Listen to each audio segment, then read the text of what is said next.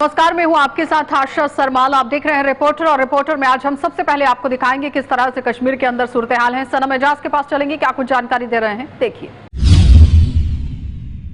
नाम राकेश बलवाल, ओहदा SSP Srinagar, address Srinagar SSP office, काम मंशियात के खिलाफ लड़ना। और ये लड़ने का काम कल शाम देखने को मिला, उस वक्त देखने को मिला जब श्रीनगर के मुख्तलिफ मंशियात वाले इलाकों में पुलिस छापेमारी करी थी। एसएसपी श्रीनगर राजेश बलवाल खुद इन छापेमारों की निगरानी कर रहे थे। इन छापों के दौरान हर एक को देखा जाता था, समझा जाता था, पकड़ा जाता था। खास नाके लगाए गए थे और नाके लगाने के साथ साथ उन रेस्टोरेंटों, उन होटलों पर भी नजर रखी जा रही थी जहां शुबा था कि मंशियात का हेर फेर किया जाता है। श्रीनगर का हाई प्रोफाइल इलाका हो या श्रीनगर का डाउनटाउन, मंशियात का से मशहूर इलाका बिमना का हो या दूसरे इलाके, इन सभी इलाकों पे कल शाम पुलिस पूरी नजर रखी हुई थी और हर इस एक पर नजर रखते हुए जांचने और परखने की कोशिश की जा रही थी।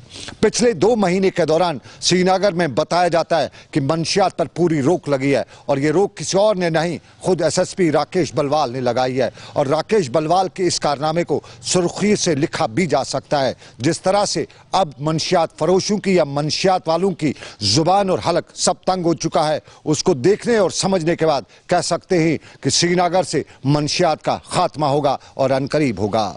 समीर वानी के साथ सनम एजाज, श्रीनगर कश्मीर। चलिए अब आपको जम्मू लिए चलेंगे, और जम्मू से भी अनिल हमारे संवाददाता हमारे साथ जुड़ रहे हैं, क्योंकि एलजी मनोज सिन्हा की गाड़ी आज एक दुर्घटना का भी शिकार होते होते बच गई है। लेकिन किस तरह से यहां पर हालात रहे, अनिल क्या कुछ जानकारी दे रहे हैं, देखिए। इस वक्त की बड़ी खबर जो है वो जम्मू कश्मीर के माननीय उपराज्यपाल की आ रही है, और ये खबर हम आपको बताना चाहेंगे कि जम्मू कश्मीर के माननीय उपराज्यपाल का एक सड़क हादसा जो है वो पेश आया है। हालांकि वो बनारस की तरफ रवाना हुए थे, ये हादसा जो है वो गाजीपुर के बीच में आया है, और तफसील से आपको जानकारी देना चाहेंगे कि ये पूरा हादसा क्या रहा है। हालांकि वो अपने घर की तरफ रवाना हो रहे थे, उस बीच ये सड़क हादसा पेश आता है। और इस सड़क हादसे में भगवान का लाख लाख शुक्र है कि ये बताया जा रहा है कि जम्मू कश्मीर के माननीय उपराज्यपाल के साथ साथ उनके तमाम टीम उनके साथ मौजूद थी और सभी सुरक्षित बताए जा रहे हैं। और ये जानकारी आ रही है कि उनकी जो एक रेंज रोवर कार थी जो बताई जा रही है, वो गाड़ी जो है वो खंबे के साथ जाके टकराती है, और उस बीच जो है उनका जो पूरा ये हादसा जो है वो पेश आता है। उस हादसे में जो है पूरी टीम जो है वो सुरक्षित बताई जा रही है। और जम्मू कश्मीर के माननीय उपराज्यपाल आज रवाना हुए थे अपने घर की तरफ। हालांकि बनारस से गाजीपुर का बीच का रास्ता जो है वो बताया जा रहा है, और ये पूरा हादसा उस समय पेश आया है जो लगभग 2 से 3 घंटे पहले का ये पूरा हादसा बताने की कोशिश की जा रही है, जो जानकारी हमारे तक पहुंची है। मगर इस वक्त की जो बड़ी खबर हम आपको बताने की कोशिश कर रहे थे, और लाइव एक्सक्लूसिव तस्वीरें भी हमने आपके साथ साझा की हैं। वो तस्वीरें आपने देखी होंगी कि जो गाड़ी उनकी क्षतिग्रस्त बताई जा रही है, कि जो आगे का एक पहिया है वो टकराया है, और उस बीच में जो है पूरी टीम जो है, हालांकि एक बड़ा हादसा पेश आ सकता था, उस बड़े हादसे को जो है टल चुका है। मगर भगवान का लाख लाख शुक्र है कि जम्मू कश्मीर के माननीय उपराज्यपाल सुरक्षित है, उनकी टीम सुरक्षित है। भगवान ने लाख लाख जो है वो शुक्र है कि भगवान ने उन्हें सुरक्षित रखा है। और यह बड़ा हादसा हो सकता था, मगर समय रहते ये हादसा टला है। और ये बड़ी जानकारी जो थी आप तक पहुंचाने का प्रयास किया जा रहा था। तब तक के लिए आप बने रहें JK 24/7 के लिए। कैमरा पर्सन दीपक कुमार के साथ अनिल शर्मा की रिपोर्ट। धन्यवाद। अब आपको गुलमर्ग लिए चलेंगे। गुलमर्ग में बर्फबारी का सिलसिला तो बदस्तूर जारी था, लेकिन इस बीच में आम जनता को किस तरह से परेशानियां झेलनी पड़ी वो दिखाना बहुत जरूरी है, क्योंकि हर तरफ यहां पर पर्यटकों को लेकर बातचीत तो हो रही है, लेकिन आम जनता की सुध लेने के लिए प्रशासन कितना ग्राउंड जीरो पर पहुंच रहा है। आदिल क्या कुछ रिपोर्ट कर रहे हैं, देखिए। मौसम में तब्दीली देखने को मिली, वही अगर हम शायद मुकाम गुलमर्ग या टंगमर्ग की बात करें, इस वक्त भी स्नोफॉल जो है वो जारी है।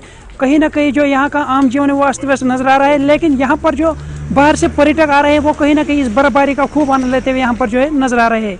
हमारे साथ कुछ सया यहाँ पर है जो बाहर से आए हुए, आइए इनसे जानने की कोशिश करेंगे कि क्या कहेंगे बर्फबारी के हवाले से। हम लोग दिल्ली से हैं और तो क्या कहेंगे, इस वक्त लाइव स्नोफॉल हो रहा है तो क्या कहेंगे? हम लोग तो बस आज ही आए हैं और आज ही स्नोफॉल मिल गया है, बहुत मजा आ गया। मतलब लाइफ का बेस्ट एक्सपीरियंस है। मतलब जो बोलते हैं ना हेवन ऑन अर्थ, कश्मीर को बिल्कुल सच लग रहा है, बिल्कुल देख के मजा ही आ गया। हम लोग तो रूम से, हाँ तो क्या मैसेज देना चाहेंगे अपने फ्रेंड्स के लिए जो यहाँ आना चाहते हैं? मैं तो सबको यही आना कहूँगा कि यहाँ आओ और यहाँ रुको, जितने दिन रुकोगे उतने कम है। लाइव स्नोफॉल मैंने अपनी लाइफ में कभी नहीं देखा। मैं हिल स्टेशन काफी गई हूँ, बट यहाँ पे आके जो मजा आ रहा है ना वो मुझे कभी एक्सपीरियंस नहीं हुआ, कभी भी नहीं। तो क्या आपने एक्सपेक्ट किया था लाइव स्नोफॉल? मैंने एक्सपेक्ट नहीं किया था। हम लोग फेब में आए हैं, एक्सपेक्टेड नहीं था, बट कल परसों का जैसे कि वेदर था उस हिसाब से मुझे लगा था कि आज नहीं होगा, बट लकीली हो गया। तो क्या मैसेज रहेगी बाकी पर्यटकों के लिए, अपने फ्रेंड्स के लिए? और बिल्कुल आइए यहाँ पर आना, मतलब आना तो पड़ेगा, एक बार तो आना ही पड़ेगा यहाँ आइए रुकिए, मैं कहूँगा आइए रुकिए, यहाँ पे मजा ही आ गया ना। चलिए बाहर से कुछ सया आए, इन्होंने हमारे साथ बात की। क्योंकि इस वक्त लाइव स्नोफॉल हो रहा है। अगर हम टंगमर की बात करें, शायद मुकाम गुलमर्ग की बात करें तो काफ़ी एंजॉय कर रहे थे इस बर्फबारी के हवाले से, और यहाँ पर जो है काफ़ी एक्साइटमेंट लग रही थी। उम्मीद करेंगे कि वादी कश्मीर में जो है सयाहत का सीज़न जो है मज़ीद अब देखने को बढ़ोतरी मिल रही है। तो उम्मीद करेंगे कि वादी कश्मीर ज़्यादा से ज़्यादा सयाह है, ताकि यहाँ की जो इकानमी है धीरे धीरे बूस्ट हो जाए, और यहाँ जो नौजवान जो सयाहत पर निर्भर करते हैं, कहीं ना कहीं उनके रोजगार में दिन ब दिन जो है इजाफा देखने को मिले। आदिल डार, JK 24/7 न्यूज़, गुलमर्ग कश्मीर। चलिए अब आपको शोपियां लिए चलते हैं। और सुबह से ही एनकाउंटर का सिलसिला वहां पर बदस्तूर जारी रखा गया था। सुरक्षा बलों को आज बड़ी कामयाबी हाथ लगी है। 2 आतंकवादियों को ढेर कर दिया गया और तीसरे की तलाश लगातार जारी रखी गई थी। आसिफ क्या कुछ रिपोर्ट कर रहे हैं, देखिए। बता दूं कि कल देर रात से जैसे ही फोर्सेस को एक मुसद्दी की इत्तला मिली थी कि अमशीपुरा इलाके में जो है मिलिटेंट्स की नकलो हरकत देखी गई, तो उसके बाद तमाम एरियाज को कॉर्डन ऑफ कर दिया गया, सर्च ऑपरेशन जारी किया। हालांकि देर रात पूरी रात सर्च अभियान जो है जारी रहा, लेकिन आज सुबह ही जैसे ही फोर्सेस सस्पेक्टेड स्पॉट पे पहुंची तो वहां छुपे हुए मिलिटेंट्स से उनके ऊपर जो है फायरिंग की। इसके बाद फायरिंग का तबादला जारी हो गया। और मैं आपको बता दूं कि इस इनकाउंटर में अब तक जो है 2 मिलिटेंट्स की जान बाक होने की खबर है, और कहा जाता है कि इनका ताल्लुक लोकल हो सकते हैं, लेकिन पुलिस की ओर से कोई भी ऑफिशियली कंफर्मेशन नहीं आई है कि ये किस संगठन से इनका ताल्लुक है और इनका नाम क्या है। JK 24/7 के लिए शोपियां से मोहम्मद। चलिए अब आपको राजौरी और पुंछ लिए चलते हैं, क्योंकि सीजफायर समझौते को लेकर आज 1 साल हो गया है और 25 फरवरी 2021 को ये पूरा यहाँ पर काम जो है वो देखा गया था। लेकिन 1 साल हो गया है, जाहिर तौर पर आम जनता को जो परेशानियां होती थी उससे कहीं ना कहीं इसमें निजात भी जरूर मिली है। लेकिन क्या कुछ रिपोर्ट कर रहे हैं जमशेद, देखिए। हिंद पाक में दोनों ममालिक में जंगबंदी के बाद आज 1 साल मुकम्मल होने के, और इस 1 साल के दौरान लाइन ऑफ कंट्रोल के लोगों ने किस तरह की राहत की सांस ली, हम आपके सामने लाएंगे। इस वक्त हम खड़े हैं बिल्कुल पुंछ के आखिरी गांव दगवार में, जहां के कुछ मकामी लोग हैं हमारे साथ, इनसे जानेंगे कि सर आज 1 साल पूरा हो चुका है सीज फायर को, किस तरह के हालात रहे पूरे इस साल में? सर जब से सीज फायर हुआ है हमारे यहाँ पर बॉर्डर में जम्मू कश्मीर में, तो हालात काफ़ी सुकूनपूर्वक हैं। हम यहाँ पर बड़े राहत की सांस जो है लोगों ने ली है, क्योंकि ये आप देख रहे हैं जैसे फेंस से सटा हुआ बॉर्डर का इलाका है। खेती बाड़ी में आने जाने में, गांव में तो वैसे भी सुविधाओं की थोड़ी सी कमी रहती है, तो सीज फायर से और जो हमारी मुसीबत है वो बढ़ जाती है। कम से कम जब से सीज फायर हुआ है तो एक राहत की सांस है कि जो किसान जो तबका है उसको खेती बाड़ी में और अपने काम करने में जो आसानी, जो सहूलियत है वो यहाँ पर मिल रही है। इससे यहाँ के लोगों में एक खुशी भी है कि चलो बड़ी मुद्दत के बाद जो है सीज फायर इतने लंबे समय तक चला है, और यहाँ के लोग चाहते हैं कि ये सीज फायर जो है आगे ऐसे ही चलता रहे, ताकि जो शेलिंग की वजह से, फायरिंग की वजह से ये बॉर्डर के लोग सफ़र करते हैं, तो ये थोड़ा सा अमन और चैन में अपनी ज़िंदगी जो है उसको व्यतीत कर सकें। खुशी की लहर है लोगों में। सर आज 1 साल पूरा हो चुका है सीज फायर हुए, इस 1 साल में किन किस्म के बदलाव आपने देखे होंगे? आगे क्या चाहते हैं आप कि ये हालात ऐसे ही बेहतर रहें? इसके लिए आप दोनों ममालिक की गवर्नमेंट से किस तरह की बात अपील कर रहे हैं? सर देखें, जब भी लड़ाई होती है ये हुकूमतों में होती है, लेकिन आप देखें कि इसका खमियाजा हमेशा गरीब लोग और जो आवाम है उसको भुगतना पड़ता है। चाहे आप बॉर्डर के आसपास देखें, चाहे सेंटर में देखें, क्योंकि जब भी शेलिंग्स होती हैं, जो खर्चा होता है, इसका जो नुकसान है वो सारी जनता उठाती है, क्योंकि कुछ महंगाई बढ़ती है। दोनों गवर्नमेंट्स ये हम आपके माध्यम से अपील करते हैं कि ये जो सीज फायर है बॉर्डर के ऊपर, और जानी और माली जो नुकसान होता है, इसका अंदाज़ा जो रहने वाले लोग हैं उनको ज़्यादा पता होता है सरकारों के मुकाबले में।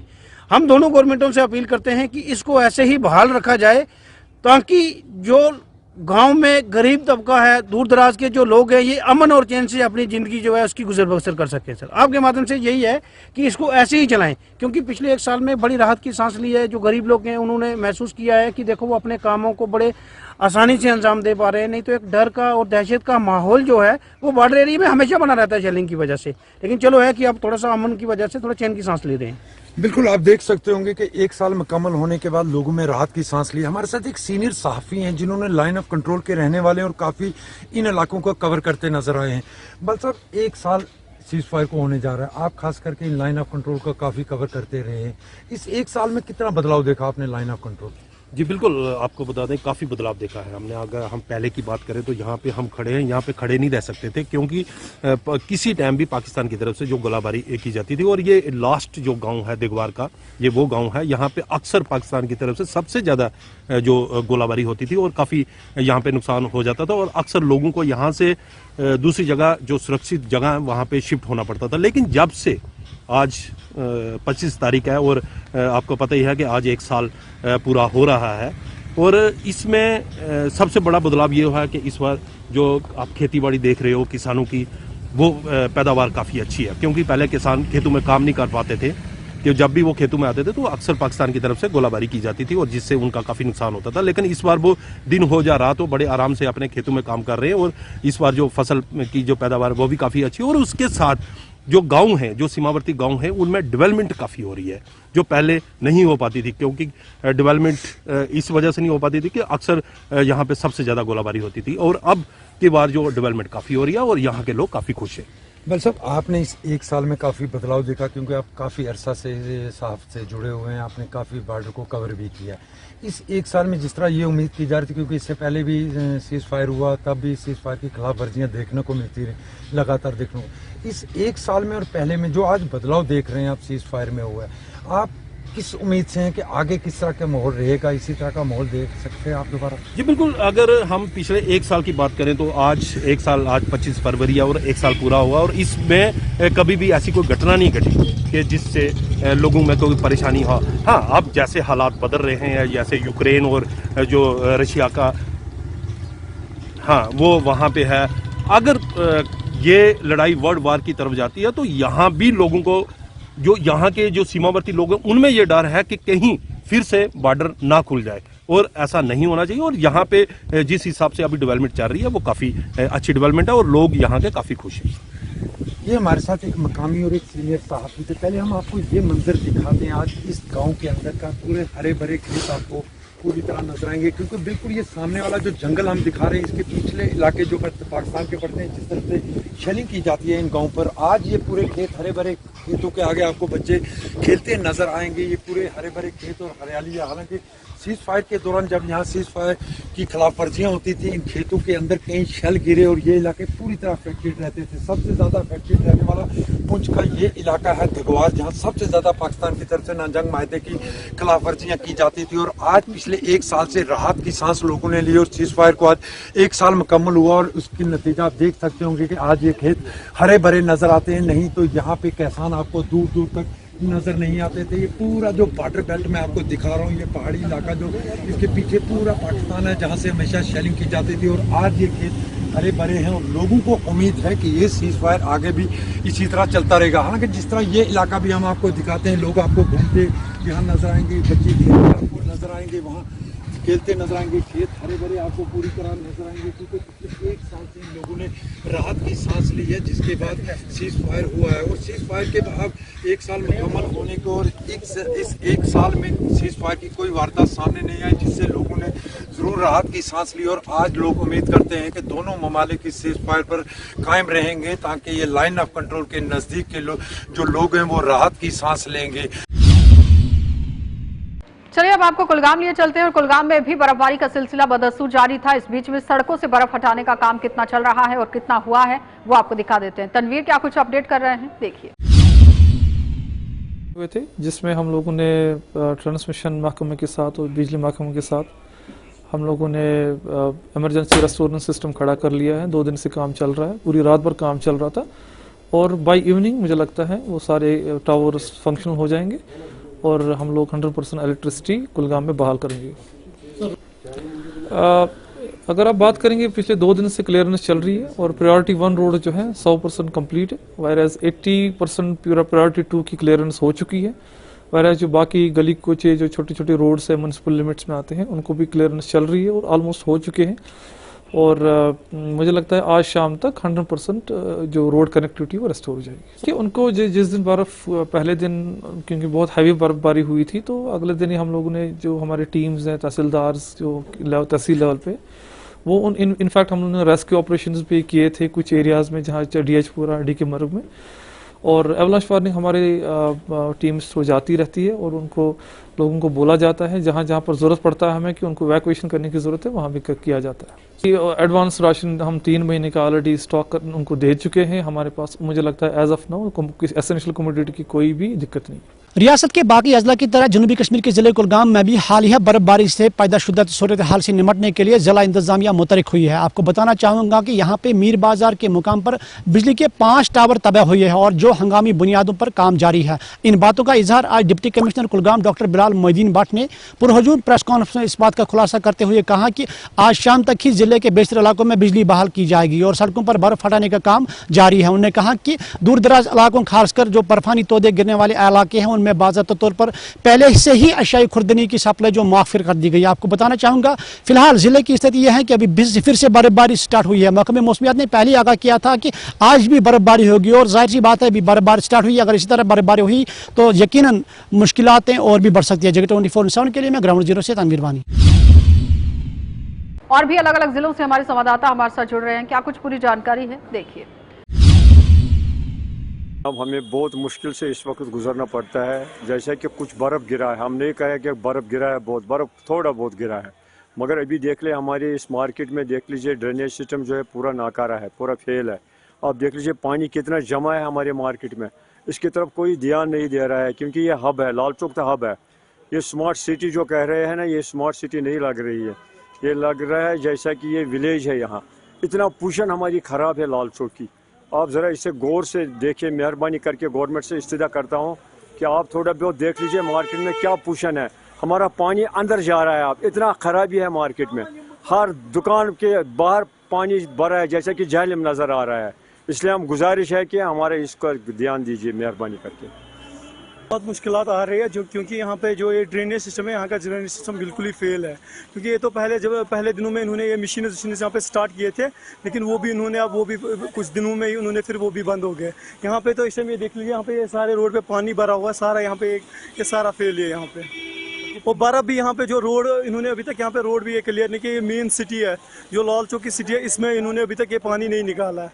ये सारा अभी ऐसे ही है यहाँ पे। कितनी मुश्किलात आ रही है? बहुत मुश्किलात आ रही है, इससे बहुत मुश्किलात आ रही है। यहाँ पे जो शॉपकीपर्स हैं उनको भी इससे बहुत प्रॉब्लम हो रही है। क्या अपील है? हम एडमिशन से यही अपील करते हैं क्योंकि ये यहाँ पे पानी निकाले, जो इन्होंने रोड भी यहाँ पे सारा ये बर्फबारी, ये सारा बर्फ अभी रोडों पे ही है और पानी सारा यहाँ पे रोडों पे जमा है।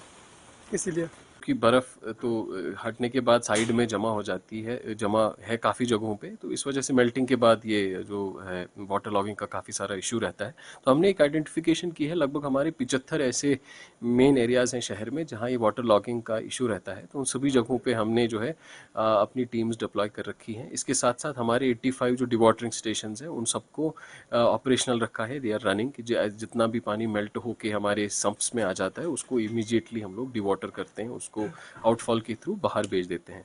इसके साथ साथ हमारे लगभग 107 डिवाटरिंग जो मोबाइल यूनिट्स हैं वो रेडी हैं, उसमें से 56 हमने ऑलरेडी अभी डिप्लॉय कर दिए हैं 56, और बाकी भी जहाँ जहाँ से शिकायत आती है वहाँ पे उनको हम लोग डिप्लॉय कर रहे हैं।